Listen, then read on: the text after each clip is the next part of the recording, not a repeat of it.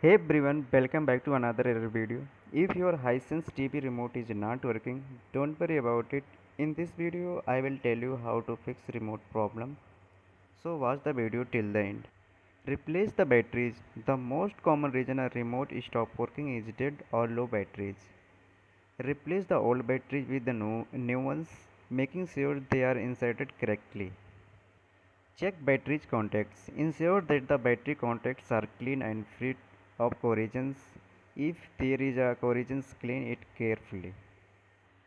Unplug the TV. Disconnect the TV from the power source for about 1 or 2 minutes.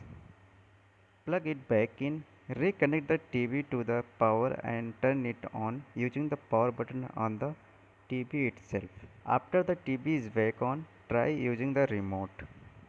Check for infrared signal. Point the remote at the camera on your smartphone and press any button. If the remote is working, you should see a light flashing on the camera screen. If there is no light, the remote may be fault. Reset the remote. Remove the batteries.